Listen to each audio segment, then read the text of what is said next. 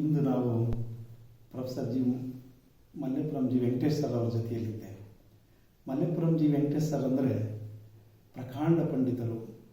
ಜ್ಞಾನದ ವಿಸ್ತರಣೆಗೆ ಅನೇಕ ಜನರಿಗೆ ತಮ್ಮ ಜ್ಞಾನವನ್ನು ಧಾರೆಯಾದಂಥವರು. ಅವರು ಇವತ್ತು ನಮ್ಮ ಭಾರತೀಯ ಸಾಮಾಜಿಕ ವ್ಯವಸ್ಥೆಯ ಏನು ಅಸಮಾನತೆಯ ಕೊರತೆಯಲ್ಲಿ ನಲಗ್ತಾ ಇದೆ, ಅಸಮಾನತೆಯಿಂದ ನರಳುತ್ತಾ ಇದೆಯೋ, ಅದಕ್ಕೊಂದು ಸಿದ್ಧ ಔಷಧಿ ಅಂದರೆ ಆಧ್ಯಾತ್ಮ ಮಾರ್ಗ ಅನ್ನುವಂಥದ್ದು. ಅಂಥ ಆಧ್ಯಾತ್ಮ ಮಾರ್ಗದ ಕುರಿತು ನಮ್ಮ ಜೊತೆಗೆ ಒಂದು ಮಾಹಿತಿಗಳನ್ನು ಕೊಡಬೇಕಂತ ಸರಲ್ಲಿ ವಿನಂತಿಸ್ಕೊಳ್ತಾ ಇದ್ದೀನಿ. ಅಧ್ಯಾತ್ಮ ಅಂತಂತ ಹೇಳಿದ್ರೆ ಒಂದು ಒಳ ತಿಳಿವಿನ ಬೆಳಕು ಅಂತ, ಒಂದು ಒಳ ತಿಳಿವಿನ ದಾರಿ. ಒಳ ತಿಳಿವಿನ ದಾರಿಗೆ ಹೋಗ್ಬೇಕು ಅಂದಾಗ ಅದಕ್ಕೆ ಬೇರೆ ಬೇರೆ ಕೆಲವು ಸಾಧನ ಮತ್ತು ಸಲಕರಣೆಗಳು ಮಾಡ್ಕೊಳ್ಬೇಕಾಗುತ್ತೆ. ಸಾಧನ ಸಲಕರಣೆಗಳು ಮಾಡುವಾಗ ಅವನಿಗೆ ಕೆಲವು ಪುಸ್ತಕಗಳು, ಕೆಲವು ಗುರುಗಳು, ಸ್ನೇಹಿತರು ಮತ್ತು ಅವ್ರಿಗೆ ಬೇಕಾದಂತೆ ಬೇರೆ ಬೇರೆ ಪಡಿ ಪದಾರ್ಥಗಳು ಅಂತ ಯಾವುದನ್ನು ಶರಣರು ಹೇಳ್ತಾರೋ, ಲೋಕದ ಪಡಿ ಪದಾರ್ಥಗಳ ಜೊತೆ ಒಂದು ಸಂಬಂಧ ಇಟ್ಕೋಬೇಕು. ಈ ಲೋಕ ಜೊತೆಗೆ ಪದಾರ್ಥಗಳ ಸಂಬಂಧ ಇಟ್ಕೊಳ್ಳೋದು ಹೇಗೆ? ಅದು ಒಂದು ನಿಸ್ಸಂಗತ್ವದ ಪಡಿ ಪದಾರ್ಥದ ಪ್ರಪಂಚ, ನಿರ್ಲೇಪದ ಪ್ರಪಂಚ ಅಂತ ಹೇಳ್ತಾರೆ. ನೀವೆಲ್ಲಿವರೆಗೂ ನೀವು ನಿರ್ಲೇಪ ನಿಸ್ಸಂಗಗಳು ಮಾಡಿಕೊಂಡಾಗ ನಿಮಗೆ ನಿಜವಾದ ಸಂಗತ್ವ ಗೊತ್ತಾಗುತ್ತೆ. ನಿಸ್ಸಂಗ ಅರ್ಥ ಆಗಬೇಕು ಅಂದ್ರೆ ಸಂಗತ್ವದ ತಿಳುವಳಿಕೆ ಬೇಕು. ಸಂಗತ್ವದ ತಿಳುವಳಿಕೆ ಬಂದ್ರೆ ನಿಸ್ಸಂಗತ್ವದ ಗೊತ್ತಾಗುತ್ತೆ. ಅದನ್ನೇ ನಾವು ಒಳ ತಿಳಿವಿನ ಬೆಳಕು ಅಂತ ಹೇಳ್ತೀವಿ. ಅಧ್ಯಾತ್ಮ ಅನ್ನೋದು ಯಾವುದೋ ಒಂದು ಹೊರಗಿನ ಸರ್ಕಲ್, ಮಾರುಕಟ್ಟೆ ಸರ್ಕಲ್. ಅದು ನಮ್ಮನ್ನ ನಾವು ಬೆಳವಣಿಗೆಗೆ ಬೆಳೆಸ್ಕೊಳ್ಳೋಕೆ ಇರಬೇಕಾದಂಥ ಒಂದು ಶಕ್ತಿ ಸಂಚಯ ಅಂತ ನಾನು ಅದನ್ನು ಕರೆಯೋದು. ಈಗ ನಮ್ಮಲ್ಲಿ ಎರಡು ಥರ ಮಾರ್ಗಗಳಿವೆ. ಒಂದು ಇಂಟ್ಯೂಷನ್ ಮಾರ್ಗ, ಇನ್ನೊಂದು ಇಂಟೆಲೆಕ್ಚುಯಲ್ ಮಾರ್ಗ ಅಂತ. ಇಂಟ್ಯೂಷನ್ ಮಾರ್ಗ ನಿಮ್ಮನ್ನ ಅಧ್ಯಾತ್ಮದ ಕಡೆ ಕರ್ಕೊಂಡು ಹೋಗುತ್ತೆ, ಅಂದ್ರೆ ಒಳ ತಿಳಿವಿನ ಬೆಳಕಿನ ದಾರಿ ಕಡೆ ಕರ್ಕೊಂಡು ಹೋಗುತ್ತೆ. ಇಂಟೆಲೆಕ್ಚುಯಲ್ ಏನ್ ಮಾಡುತ್ತೆ ಅಂದ್ರೆ ಹೊರಗೆ ನಿನ್ನ ಬೌದ್ಧಿಕ ಪ್ರಮೇಯಗಳ ಮೂಲಕ ನೀನು ವಾದ ಮಂಡನೆಯ ಕ್ರಮಗಳಿಗೆ ಹೋಗುತ್ತೆ. ಈ ಲೋಕದಲ್ಲಿ ಎರಡೂ ಕ್ರಮಗಳು ಇವೆ. ಒಂದು ಇಂಟೆಲೆಕ್ಚುಯಲ್ ದಾರಿ ಇದೆ, ಇನ್ನೊಂದು ಇಂಟ್ಯೂಷನ್ ದಾರಿ ಇದೆ. ನಮ್ಮ ಅಧ್ಯಾತ್ಮ ಲೋಕದ ಚಿಂತಕರು ಯೋಚನೆ ಮಾಡಿದ್ದು ಅಂದ್ರೆ ಈ ಎರಡೂ ಬೇರೆ ಬೇರೆ ಅಲ್ಲ, ಅವೆರಡನ್ನು ದೂರವಾಗಿ ಇಟ್ಕೊಂಡಿರ್ಬೇಕು. ಆದ್ರೆ ಅವೆರಡನ್ನ ಇಂಟೆಲೆಕ್ಚುಯಲ್ ನಿಂದ ಇಂಟ್ಯೂಷನ್ ಬರೋದು ಒಂದು ದಾರಿ ಇದೆ. ಕೆಲವರಿಗೆ ಇಂಟ್ಯೂಷನ್ ನಲ್ಲೇನೆ ಇರಬಹುದು. ಇಂಟ್ಯೂಷನ್ ಅಂದ್ರೆ ನಿಮ್ಗೊಂದು ಅಂತಃಸ್ಫುರಣ ಅಂತ, ನಿಮಗೆ ಅಂತಃಸ್ಫುರಣದ ಮಾತ್ರ ಗೊತ್ತಾಗುತ್ತೆ ಕೆಲವು ವಿಚಾರಗಳು. ಇಂಟ್ಯೂಷನ್ ನಲ್ಲಿ ಮಾತ್ರ ಕೆಲವು ರಹಸ್ಯಗಳು ಗೊತ್ತಾಗುತ್ತೆ. ಇಂಟ್ಯೂಷನ್ ಅನ್ನೋದು ಒಂದು ಅರ್ಥದಲ್ಲಿ ಅದು ಒಳ ತಿಳಿವಿನ ಬೆಳಕು ಅಂತ, ಒಳ ತಿಳಿವಿನ ದಾರಿ ಅಂತ ಹೇಳಿದ್ರೆ ಅದು ಮೂಲತಃ ಅದು ಒಂದು ರಹಸ್ಯದ ದಾರಿ. ಇಂಟ್ಯೂಷನ್ ನಲ್ಲಿ ಈ ರಹಸ್ಯವನ್ನು ತಿಳಿಯೋದಕ್ಕೆ, ಈ ಮರ್ಮವನ್ನು ತಿಳಿಯಬೇಕಣ್ಣ ಅಂತ ನಾವು ಹೇಳ್ತೀವಲ್ಲ, ವಚನಕಾರರಲ್ಲಿ ತದುಪದಕಾರರಲ್ಲಿ ಈ ಮರ್ಮವನ್ನು ತಿಳಿದೇ ಇದ್ರೆ ನೀನು ತಿಳಿದಂಗೆ ಆಗಲ್ಲ ಅಂತ ಏನ್ ಹೇಳ್ತಾರೋ ಅದನ್ನ ನಾನು ಇಂಟ್ಯೂಷನ್ ಅಂತ ಹೊಸ ಪರಿಭಾಷೆಯಲ್ಲಿ ಹೇಳೋದು. ಈ ಇಂಟ್ಯೂಷನ್ ತಿಳಿಬೇಕು ಅಂದ್ರೆ ಇಂಟೆಲೆಕ್ಚುಯಲ್ ಅನ್ನು ಅರ್ಥ ಮಾಡ್ಕೋಬೇಕು. ಒಂದು ಕಡೆ ಇಂಟೆಲೆಕ್ಚುಯಲ್ ಎಷ್ಟು ಅರ್ಥ ಮಾಡ್ಕೊಳ್ತಿರೋ ಇಂಟ್ಯೂಷನ್ ಅರ್ಥ ಮಾಡ್ಕೊಳ್ಳೋಕೆ ದಾರಿ ಆಗುತ್ತೆ. ಇದು ಅಧ್ಯಾತ್ಮ. ಈ ಅಧ್ಯಾತ್ಮ ಅನ್ನೋದು ಮೂಲತಃ ಇವತ್ತು ಅದು ಮಾರುಕಟ್ಟೆಯ ಒಂದು ಕಮಾಡಿಟಿ ಆಗಿದೆ. ಅಂದ್ರೆ ಈಗ ಯೋಗ ಇರ್ಬೋದು, ಅಥವಾ ಮಂತ್ರ ಇರ್ಬೋದು, ಯಾವುದೋ ತಂತ್ರ ಇರ್ಬೋದು, ಯಾವುದೋ ಒಂದು ವಸ್ತು ಪಡಿ ಪದಾರ್ಥಗಳೇನಾಗಿದೆ ಇದೆಲ್ಲ ಇವತ್ತು ಕಮರ್ಷಿಯಲ್ ಭಾಗವಾಗಿದೆ. ಅಧ್ಯಾತ್ಮ ಕಮರ್ಷಿಯಲ್ ಅನ್ನು ವಿರೋಧಿಸ, ಅದಕ್ಕೂ ಇದಕ್ಕೂ ಸಂಬಂಧ ಇಲ್ಲ. ಅವೆರಡಕ್ಕೂ ಕೂಡ ಬೇರೆ ಬೇರೆ ದಾರಿ. ನೀವು ಕಮರ್ಷಿಯಲ್ ಒಪ್ಕೊಂಡ್ಬಿಟ್ರೆ ನಿಮ್ಗೆ ಇಂಟ್ಯೂಷನ್ ಇಳಿದಂಗಾಗುತ್ತೆ. ಅದಕ್ಕಾಗಿ ಇಂಟ್ಯೂಷನ್ ಅನ್ನ ದಮನ ಮಾಡದೇ ಇರೋ ಹಾಗೆ ನಿಮ್ಮ ಇಂಟೆಲೆಕ್ಚುಯಲ್ ಅನ್ನ ನೀವು ಬೆಳೆಸ್ಕೊಂಡ್ರೆ ನಿಮಗೆ ಇಂಟ್ಯೂಷನ್ ಹೋಗೋದಕ್ಕೆ ಅವಕಾಶ ಸಿಗುತ್ತೆ. ಅದಕ್ಕೆ ಅಲ್ಲಮನೆ ಒಂದು ಹಂತದಲ್ಲಿ ಅವನು ಇಂಟೆಲೆಕ್ಚುಯಲ್ ಹೌದು, ಇನ್ನೊಂದು ಹಂತದಲ್ಲಿ ಅವನು ಇಂಟ್ಯೂಷನ್. ಯಾಕೆಂದ್ರೆ ಇಂಟ್ಯೂಷನ್ ಅನ್ನ ಪ್ರಧಾನ ಮಾಡಿಕೊಂಡು ಇಂಟೆಲೆಕ್ಚುಯಲ್ ಅದಕ್ಕೆ ಪರಿಕರವಾಗಿ ಬರುತ್ತೆ. ಇಂಟೆಲೆಕ್ಚುಯಲ್ ಅನ್ನೋದು ಒಂದು ರೀತಿಯಲ್ಲಿ ಸಲಕರಣೆಗಳಷ್ಟೇ, ಕೇವಲ ಸಾಧನಗಳು. ಸಾಧನ ಅದು ಟ್ಯೂಲ್ಸ್ ಅಂತ ನಾವು ಯಾವ್ದನ್ನ ಇಂಗ್ಲಿಷ್ ಅಲ್ಲಿ ಕರಿತೀವೋ ಆ ತರದ ಟೂಲ್ಸ್ಗಳು. ಆ ಟೂಲ್ಸ್ ಅನ್ನ ನಾವು ಎಂಡ್ ಅಂತ ತಿಳಿಯೋಕ್ಕಾಗಲ್ಲ. ಟೂಲ್ಸ್ ಅನ್ನು ನಾವು ಆ ದಾರಿ ತಲುಪೋದಕ್ಕೆ ಬೇಕಾಗುವ ಮಾರ್ಗ. ಇಂಟೆಲೆಕ್ಚುಯಲ್ ಆಗಿರುವ ಎಕ್ಸಸೈಸ್ಗಳು ಏನಿದೆಯೋ ಇವತ್ತು ಅದೆಲ್ಲ ಕೇವಲ ಟ್ಯೂಲ್ಸ್ ಅಂತ ತಿಳಿಬೇಕು. ನಮ್ಮ ಇವತ್ತಿನ ಆಧುನಿಕ ಪ್ರಪಂಚ ಏನು ಯೋಚನೆ ಮಾಡಿದೆ ಅಂದ್ರೆ ಟೂಲ್ಸ್ ಅನ್ನ ಅಥವಾ ಇಂಟೆಲೆಕ್ಚುಯಲ್ ಒಂದು ಡಿಸ್ಕೋರ್ಸ್ ಏನಿದೆಯೋ, ಇಂಟೆಲೆಕ್ಚುಯಲ್ ಒಂದು ಟೂಲ್ಸ್ ಏನಿದೆಯೋ ಅದೇ ಎಂಡ್ ಅಂತ ತಿಳಿದ್ಬಿಟ್ಟಿದೆ. ಎಲ್ಲಿವರೆಗೂ ಇದು ಎಂಡ್ ಅಂತ ತಿಳಿದ್ರೆ ನಿಮ್ಗೆ ಇಂಟ್ಯೂಷನ್ ಅರ್ಥ ಆಗಲ್ಲ. ಅರ್ಥ ಆಗಲ್ಲ. ಅದ್ರೊಳಗೆ ಇಂಟ್ಯೂಷನ್ ನಿಮ್ಗೆ ಅರ್ಥ ಆಗ್ಬೇಕಂದ್ರೆ ಇಂಟೆಲೆಕ್ಚುಯಲ್ ನಿಂದ ನೀನ್ ಇಂಟ್ಯೂಷನ್ಗೆ ಬರ್ಬೇಕಾಗಿ, ಅಂದ್ರೆ ಅದನ್ನು ಸಾಧನ ಅಂತ ತಿಳಿದಾಗ ಮಾತ್ರ ನಿಮ್ಗೆ ಇಂಟ್ಯೂಷನ್ ಬಗ್ಗೆ ಗೊತ್ತಾಗುತ್ತೆ. ಅದು ಗೊತ್ತಿಲ್ಲದೆ ಹೋದ್ರೆ ಇದು ಗೊತ್ತಾಗಲ್ಲ. ಮತ್ತೆ ಇದನ್ನ ತಿಳಿಯೋದಕ್ಕೆ ಅದೊಂದು ದಾರಿ ಅಂತ ಅಷ್ಟೇ ಹೇಳೋದು. ಸೊ ಅಧ್ಯಾತ್ಮ ಅನ್ನೋದು ಅದು ಒಂದು ರೀತಿ ಒಳ ತಿಳಿವಿನ ಬೆಳಕು, ಒಂದು ಕಡಿದಾದ ದಾರಿ. ಅದು ನಮಗೆ ದಾರಿ ತೋರಿಸೋದು. ಎಲ್ಲಿವರೆಗೂ ಅದು ಹೆಚ್ಚಾಗುತ್ತೋ ಮಾನವ ಸಂಬಂಧಗಳು ಚೆನ್ನಾಗಾಗುತ್ತೆ. ಪ್ರೀತಿ, ಪ್ರೇಮ, ಒಂದು ಪ್ರೇಮ, ವಿವೇಕ, ಸ್ನೇಹತ್ವ, ಬಂಧುತ್ವ, ಯಾವ್ಯಾವ್ದು ಕಲ್ಪನೆಗಳಿದೆಯೋ ಅದೆಲ್ಲ ಈ ಇಂಟ್ಯೂಷನ್ ನಿಂದ ಬರೋದೇ ಹೊರತು ಅದು ಇಂಟೆಲೆಕ್ಚುಯಲ್ ಇಂದ ಬರೋದು. ಇಂಟೆಲೆಕ್ಚುಯಲ್ ನಲ್ಲಿ ಭೇದ ಕ್ರಮಗಳು ಜಾಸ್ತಿ, ಇಂಟ್ಯೂಷನ್ ನಲ್ಲಿ ಅಭೇದಗೊಳಿಸೋದು ಜಾಸ್ತಿ. ಅಲ್ಲಿ 2 3 ಆಗುತ್ತೆ, 3 4 ಆಗುತ್ತೆ, 4 5 ಆಗುತ್ತೆ. ಆದ್ರೆ ಇಂಟ್ಯೂಷನ್ ನಲ್ಲಿ 2 ಅನ್ನೋದು 1 ಆಗುತ್ತೆ, 1 ಒಂದೇ ತಾನಾಗ್ಬಿಡುತ್ತದೆ. ಇದು ಅಧ್ಯಾತ್ಮದ ಕ್ರಮ. ಇದು ಸೊ ಅಧ್ಯಾತ್ಮ ಅಂತ ಇವತ್ತು ನಾನು ಯೋಚನೆ ಮಾಡ್ತಿರೋದೇನಂದ್ರೆ ಅದು ಎಲ್ಲ ಬೇರೆ ಬೇರೆಯ ಮಹಾತ್ಮರುಗಳು ಅಥವಾ ಬೇರೆ ಬೇರೆಯವರಲ್ಲಿ ಯಾರು ವಚನಕಾರ ಇರ್ಬೋದು, ಅಥವಾ ದಾಸಪಂಥದವರು ಇರ್ಬೋದು, ಅಥವಾ ಪಂಪಾದಿ ಜೈನ ಮಾರ್ಗದಲ್ಲಿ ನಡೆದಿರೋರು ಇರ್ಬೋದು, ತತ್ವಪದಕಾರಿ ಇರ್ಬೋದು, ಎಲ್ಲರದ್ದು ಕೂಡ ಇಂಟ್ಯೂಷನ್ ಮಾರ್ಗ. ನೀವು ಇಂಟ್ಯೂಷನ್ ಎಷ್ಟೆಷ್ಟು ಅದು ಪಕ್ವವಾಗುತ್ತೋ ಅಷ್ಟಷ್ಟು ಮಟ್ಟಿಗೆ ನೀವು ಒಬ್ಬ ಮನುಷ್ಯನ ಜೀವನ ಅನ್ನೋದು ಅಷ್ಟು ಪಕ್ವವಾಗುತ್ತೆ. ಅದಕ್ಕೆ ನೀನು ಅನುಭವದ ಅಡುಗೆ ಮಾಡಿ ಅಂತನ್ನುವಾಗ ಒಂದು ಹದ ಬೇಕಯ್ಯ ಅಂತ ಹೇಳ್ತಾರೆ.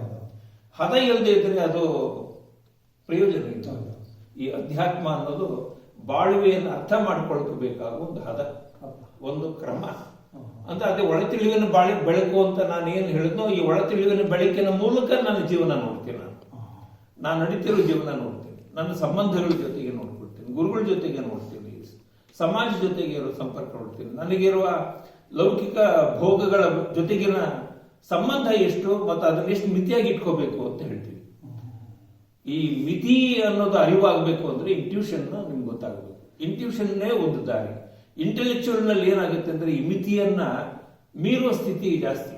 ಈ ಮಿತಿಯಿಂದ ಅವನಿಗೆ ಮಿತತ್ವಕ್ಕೆ ಅವಕಾಶವೇ ಇಲ್ಲ. ಇನ್ನಷ್ಟು ಬೇಕು ಅನ್ನೋದು ಭೋಗಲ ಆಸೆ ಅನ್ನೋದು ನನ್ನ ಎದುರುಗಡೆ ಕಾಣ್ತಿರುತ್ತೆ, ಅದರ ಕಡೆ ಹೆಚ್ಚು ಹೋಗ್ಬಿಡುತ್ತೆ.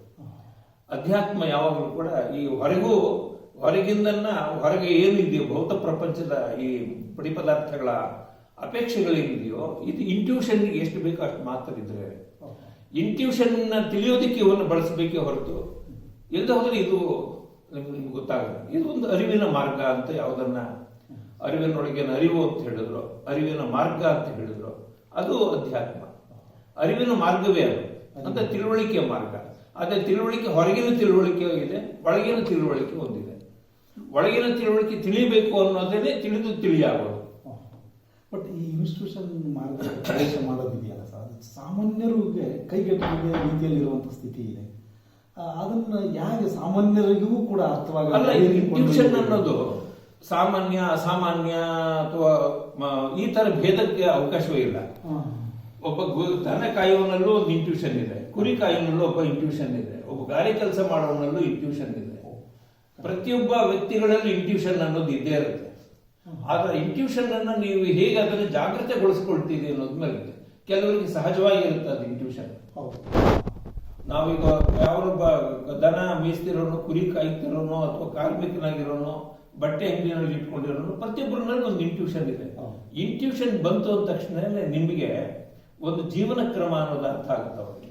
ನಾನು ಜೀವನ ಅಂದ್ರೆ ಹೀಗೆ ಸಾಗಿಸ್ಬೇಕು, ಇಲ್ಲಿ ಮೋಸ ಮಾಡ್ಕೊಡುದು, ನಾನು ಜನಕ್ಕೆ ನಾನು ಬೆಳಕು ಕೊಡ್ಬೇಕು, ಜನಕ್ಕೆ ಸರಿಯಾದ ರೀತಿಯಿಂದ ಪದಾರ್ಥ ಕೊಡಬೇಕು ಅಂತ.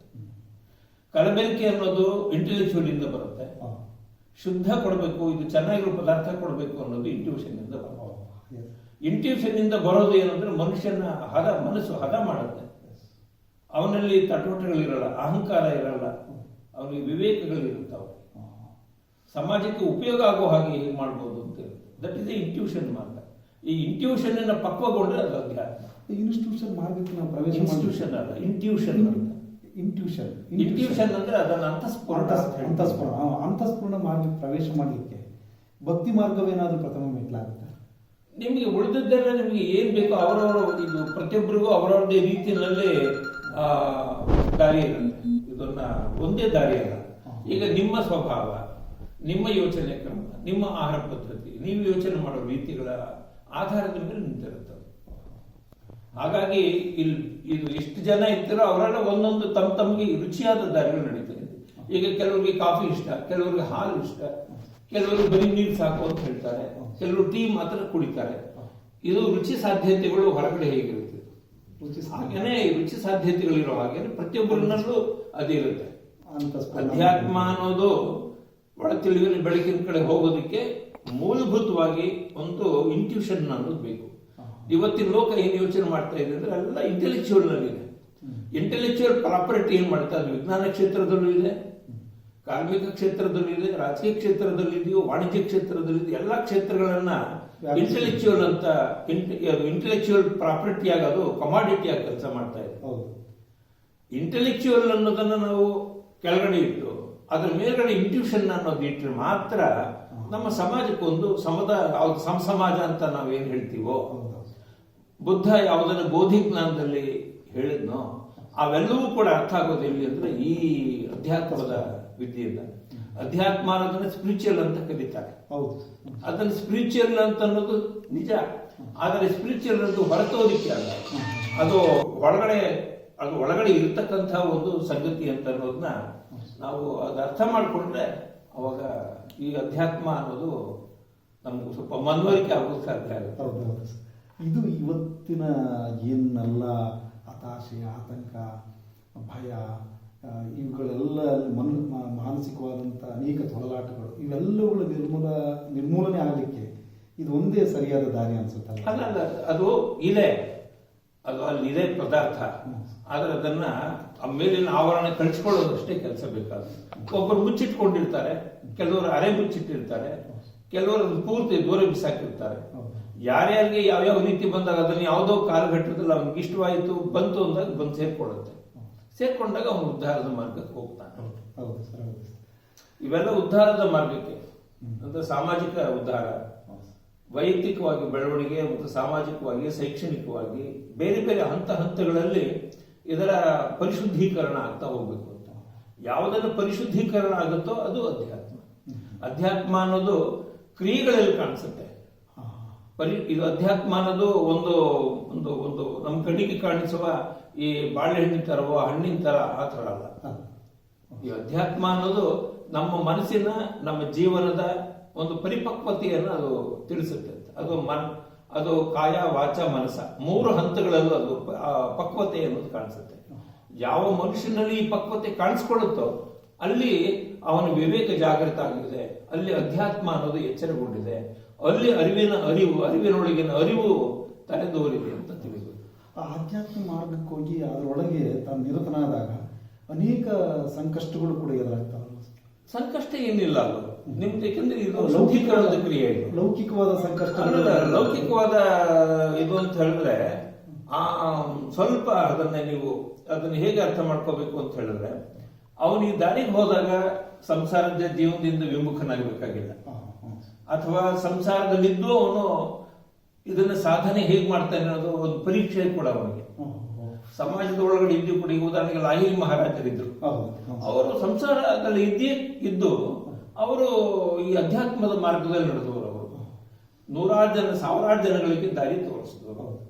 ತಾವು ಅದರಲ್ಲಿ ತಿಳಿದಂಥ ಯಾವುದು ಕ್ರಿಯಾಯೋಗ ಇದೆಯೋ ಆ ಕ್ರಿಯಾಯೋಗದ ಸ್ವರೂಪವನ್ನು ಜಾತಿ, ಮತ, ಪಂಥ, ವರ್ಗ ಇತ್ಯಾದಿಗಳು ಏನು ಇಲ್ಲದೆ ಜನಗಳಿಗೆ ಹಂಚ್ತಾ ಹೋದರು. ಈ ಹಂಚುವಿಕೆ ಇದೆಯಲ್ಲ, ನಾನು ಪಡೆದದನ್ನ ಎಷ್ಟು ಹಂಚ್ತಾ ಹೋಗ್ತೇನೋ ಆಗ ನನ್ನ ಒಳ ತಿಳಿವಿನ ಬೆಳಕಿನ ಹಾಗೆ ಇನ್ನಷ್ಟು ಪ್ರಫುಲ್ಲವಾಗುತ್ತೆ, ಇನ್ನಷ್ಟು ಸ್ಪಷ್ಟವಾಗುತ್ತೆ. ಆಧ್ಯಾತ್ಮದ ಅರಿವಿನ ಅಮೃತವನ್ನ ನಿಜವಾಗ್ಲೂ ಬಹಳ ಚೆನ್ನಾಗಿ ಗುಣಪಡಿಸಿದ್ರಿ ಸರ್. ನಿಜವಾಗ್ಲೂ ಆಧ್ಯಾತ್ಮ ನಮ್ಮನ್ನೆಲ್ಲರನ್ನು ಒಂದು ಸಮಾನ ಮನಸ್ಥಿತಿಯಲ್ಲಿ ಕಾಣಲಿಕ್ಕೆ ಮತ್ತು ಶಾಂತವಾದ ಬದುಕ ನಮ್ದಾಗಲಿಕ್ಕೆ ಇದೊಂದೇ ಸರಿಯಾದ ಮಾರ್ಗ ಅನ್ನೋದನ್ನು ಬಹಳ ಚೆನ್ನಾಗಿ ತಿಳಿಸ್ಕೊಟ್ರಿ ಸರ್. ನಿಮಗೆ ತಮಗೆ ಪೂರ್ವಕವಾದಂಥ ಧನ್ಯವಾದಗಳು.